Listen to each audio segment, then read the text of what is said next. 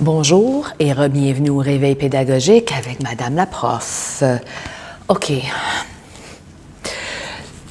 Je vais parler de choses qui m'affectent, qui me concernent, qui touchent mon quotidien. Parce que ce serait très facile de parler de tout ce qui se passe dans le monde en ce moment, mais je ne suis pas ici pour ça. Je ne suis pas ici pour ça. Est-ce que je suis horrifiée par toutes les choses qui se passent en ce moment ailleurs dans le monde? Oui. Est-ce que je m'objecte? Est-ce que j'ai objection? Est-ce que je suis complètement contre ce qui se passe ailleurs dans le monde? Oui. Est-ce que j'ai la plateforme avec moins de 280 abonnés? Est-ce que c'est une plateforme qui va vraiment être utile à décrier les malaises mondiaux? Je suis une personne extrêmement sensible. Je suis une personne qui est facilement affectée par la misère de ce monde. Alors, j'essaie le plus possible de contrôler le contenu anxiogène qui entre dans ma vie. Mais je veux parler de ce qui me concerne. Et en ce moment, je voudrais parler, pas de l'intelligence artificielle, je voudrais parler davantage des restrictions qu'on veut imposer aux jeunes en ce qui concerne les réseaux sociaux. D'accord? Je suis en train de préparer mon agenda en même temps pour la journée. Il y a eu différentes législations qui ont été passées dans différents pays, incluant les États-Unis. Mais disons, pas de la législation, mais certaines plateformes ont restreint l'accès aux adolescents à leurs plateformes parce qu'ils reconnaissent que le contenu de leur plateforme a été créé de sorte à ce que ce soit plus addictif, plus accrocheur, plus attrayant. OK. Je vais vous raconter une petite histoire. On va remonter dans le temps. On va reculer dans le temps. Nous allons rentrer dans la machine à voyager dans le temps et nous allons remonter à 1988, 1987, même 1989. D'accord? D'accord? On peut s'entendre que les réseaux sociaux n'existaient pas à cette époque-là. Vrai? Ça n'existait pas. Qu'est-ce qui existait à l'époque?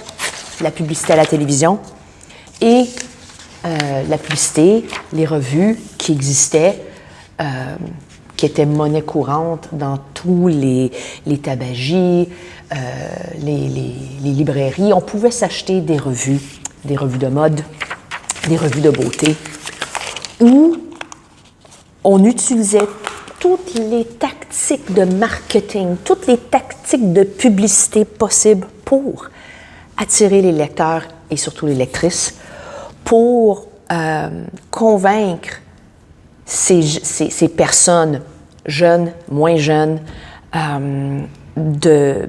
d'adopter certains comportements, certaines habitudes qui allaient les rendre plus beaux, plus jolis, plus belles, plus attrayantes. D'accord? Certains de ces comportements, c'était « suivez ce régime pour perdre 40 livres »,« suivez cette routine de beauté ». Ces tactiques-là existaient, d'accord? Ces tactiques-là existaient. Et si on ne lisait pas les revues, c'était très apparent à la télévision qui était la plateforme de choix dans toutes les maisons, partout en Amérique du Nord. En Europe aussi, mais je vais me concentrer sur ce qui m'est familier. L'Amérique du Nord, le Canada, le Québec. Si dans les années 80, tu étais une de ces personnes qui n'avaient pas de télé chez toi, puis il y en avait, tu étais la bébite rare, la bébite bizarre dans ta classe, comme comment ça que tu n'écoutes pas la télé? Est-ce que tu es correct? D'accord? un peu comme aujourd'hui, quand quelqu'un n'a pas de réseaux sociaux,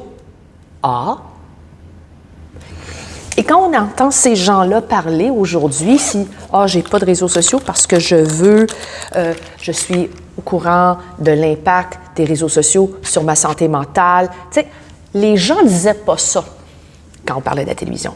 Et pourtant, la télévision nous bombardait d'images, de messages directs et indirects, subliminaux et non subliminaux, comme quoi notre apparence était défaillante, nos comportements étaient inadéquats. Bon. Et avec le temps, on a vite enseigné aux jeunes de ne pas se fier aux images qui étaient présentées. On avait une éducation aux médias, comme quoi il fallait se méfier des images qu'on voyait dans les revues, qu'on voyait à la télévision, que c'était pas... Tu sais, je ne sais pas si vous êtes Canadien, OK? Si vous êtes Canadien, vous vous souvenez de la pub avec le petit hippopotame. If you know, right? D'accord? Puis pour ceux, les Européens, les Latino-Américains qui m'écoutent et qui me regardent, vous allez dire, c'est quoi ça, un petit hippopotame? Il y avait une publicité qui enseignait aux jeunes de ne pas croire tout ce qu'on voyait à la télévision. Qu'il y avait peut-être des trucs qui étaient mensongers, qui étaient inventés, qui étaient fabriqués. Pour de vrai, comme si ça n'existait. Bon, OK? J'essaie de vous faire comprendre que le problème ne date pas d'hier. Le problème de dépendance à une forme de média n'est pas quelque chose de nouveau. Si aujourd'hui, ce sont les réseaux sociaux, qu'on ne me dise pas que les revues qui étaient publiées à l'époque, Cosmopolitan, Vogue, Teen Vogue, toutes les revues qui existaient dans les années 80-90, bien avant l'arrivée de l'Internet, qu'on ne me dise pas que ces formes de médias n'utilisaient pas des méthodes, des trucs pour appâter les lecteurs et les lectrices, pour nous faire croire, ça c'est la meilleure chose à faire. Ça, c'est le meilleur comportement à adopter. On s'entend? Et même avant le début de Facebook, d'Instagram et toutes les plateformes de connexion sociale, il existait ce qu'on appelait les BBS, Bulletin Board Services, qui existaient début des années 90, quand l'Internet a commencé tout doucement, puis les gens s'échangeaient des messages, puis il y avait des trucs dépravés sur ces plateformes-là, d'accord? C'était pas des plateformes léchées comme ce qu'on a aujourd'hui, mais les comportements insidieux et horribles qui existaient sur ces plateformes-là, c'était monnaie courante, d'accord? D'accord? Il n'y a pas juste Tumblr puis Reddit là, dans ce monde. Il y avait, avant Tumblr puis Reddit, il y avait BBS, OK? Bon. Je ne faisais pas partie de ce monde-là. C'était pas tout à fait mon monde à moi, mais bon, je savais que ça existait. Les gens en parlaient. D'accord? Et ça, c'était avant Facebook. C'était avant MySpace. C'était avant ces plateformes-là. D'accord? Bon. Tout ça pour dire, si nous voulons que nos jeunes ne soient pas tentés par les réseaux sociaux, ce n'est pas en restreignant l'accès. Ce n'est pas en limitant l'accès. Je l'ai dit, je vais le redire. Tu ne guéris pas un alcoolique en verrouillant, en cachant la bouteille de vin, la bouteille de cognac, la bouteille de vodka. C'est pas en verrouillant, parce qu'on va trouver une façon de déverrouiller. Nos jeunes sont futés. Ils sont pas cons. Nos jeunes vont trouver une façon de déjouer le système. Ces jeunes-là vont trouver une façon de déjouer le système. Et ceux qui veulent vraiment aller sur ces plateformes-là vont trouver une façon. Ils vont trouver une façon qui va leur permettre d'accéder à la plateforme. Parce que nos jeunes ne sont pas cons. Si nous, Quand moi j'étais jeune, OK? Si les jeunes à mon époque essayaient de trouver une façon de déverrouiller l'armoire où on avait verrouillé l'alcool, si on trouvait une façon, OK? On va prendre un autre exemple, les cigarettes. Après de nombreux cas devant les tribunaux, les compagnies de cigarettes ont avoué que oui, nous avons créé des cigarettes qui sont très addictives. Les propriétés dans la cigarette. Mais est-ce qu'on dit aux jeunes c'est correct de fumer? Non! On dit aux jeunes que c'est pas bon de fumer, que ça cause le cancer, puis on explique pourquoi. D'accord? Pourquoi est-ce qu'on ne fait pas ça avec les réseaux sociaux? Pourquoi est-ce qu'on ne fait pas ça avec les médias?